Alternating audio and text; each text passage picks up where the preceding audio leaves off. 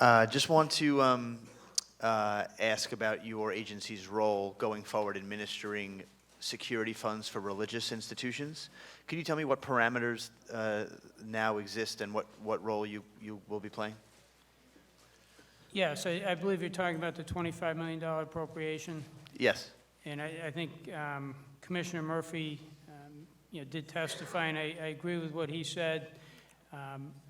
In the past, the funding that was allocated for these purposes was specifically geared, as I understand it, toward educational institutions.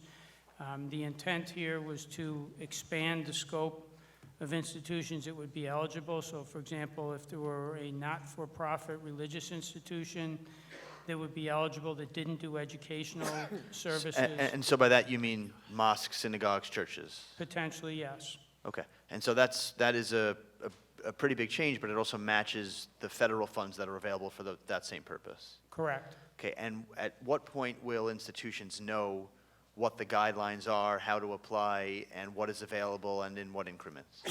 So, again, the first step is the budget has to pass, or nothing's available. If the budget passes... That's true for many things. Yes, it is. If it passes in the form it's in now, then my understanding is that the language in the appropriation, again, talks about it being subject to a plan submitted by DCJS, approved by the Division of Budget.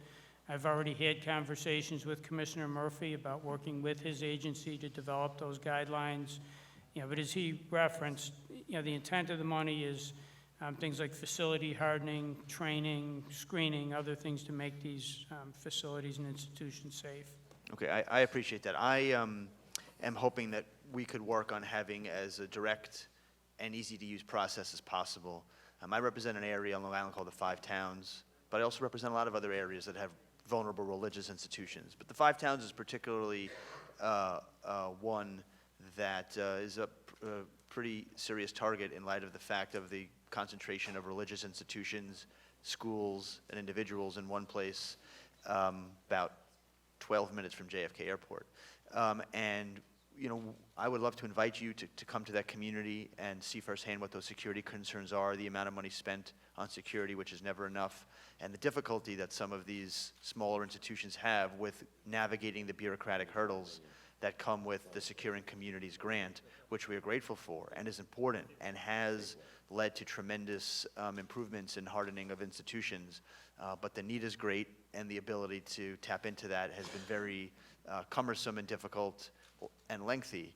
And if we could do anything to help expedite that process and frankly let individuals know what the state is trying to do, which I think is important for all of us, would be very welcome.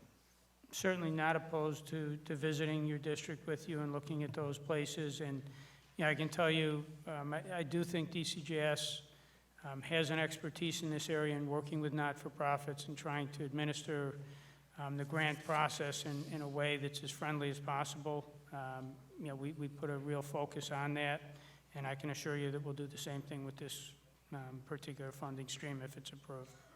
I appreciate that. And while a lot of the focus is on anti-Semitic violence, which is a tremendous problem, whether it's a shooting in a church, a shooting in a temple, violence in a mosque, it's crazy that in the 21st century we're having these conversations about what we could do to harden some of the most important and sanctuaries that we want to walk into with their families. But unfortunately, in this day and age, it is an important reality, and the state has to continue to play a critical role in securing those institutions. And I would say, in light of the rhetoric and violence we've seen, step that up. I'd like to work with you in helping to do that and get our institutions as hardened as possible and have trained professionals as trained as possible, so we make sure that we're protecting individuals who just want to exercise their First Amendment rights and their God-given rights to do that. Thank you, and look forward to working with you on it. Thank you.